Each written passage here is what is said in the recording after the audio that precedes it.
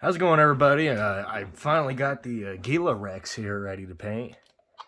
And this was a request by mechagodzillaproductions, I think. The backstory let me try that again. The backstory behind this beast specifically was that Mechagodzilla was asking a person to do a T-Rex in the color scheme of a Gila monster, and the guy just kept ignoring him like a dick. So I said, fuck him, I'm gonna do it. And, ever since then, we talk every once in a while, and, you know, probably thought, like, hey, man, where's the Gila Rex? Well, here it is.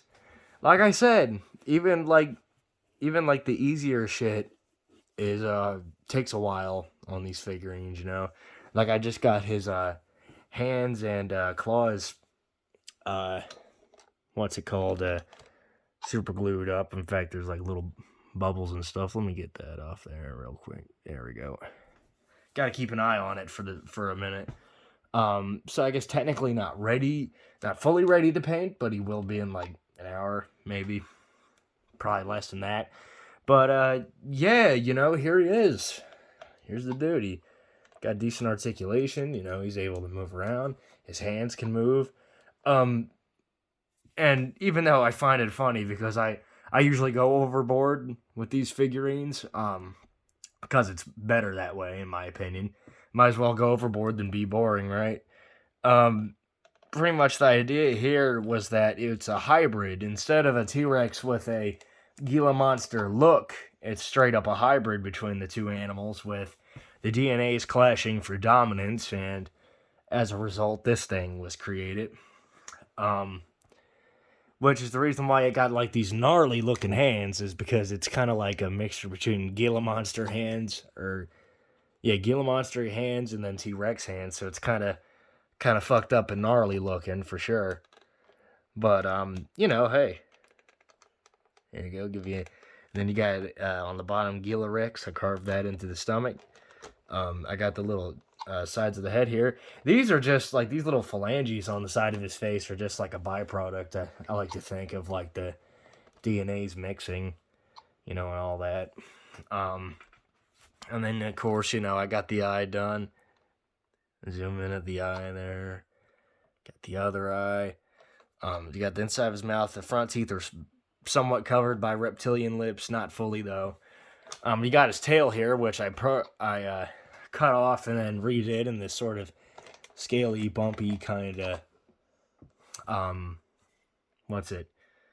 Gila monster has tail. It's more like fat. And see, it's still, oh shit, the leg gave out. Still kind of got that action feature, except, the batteries are broken in it, so, or dead. So I'm probably going to fix that at some point. But the idea was that, like, this T-Rex was supposed to be heavily armored because of the Gila monster DNA. All these osteoderms, which are the bumps on his skin, are pretty much like, it's like, how do you say, I don't really know what to call it. It's just heavily armored, I guess. But the idea was that it's kind of like it kind of varies throughout the body. You got, obviously, the face is heavily armored, and then along with the back, the neck, even the underneath of the neck, the knee, like the heat, or I think ankle, yeah, the ankles here got a little bit of it, but then the thighs and stuff don't really have much of it, allowing for fast movement. But yeah, this dude's ready to paint. Of course, he'll be painted in a Gila monster look, clearly. And then I guess after he's done, I'll go over the biology of this beast, and I plan on having him be part of the Jurassic Park universe. Like I'm just going to make creatures and just incorporate them in, and maybe have like a different timeline type thing. Everybody does that, makes up their own timelines and shit, so why can't I?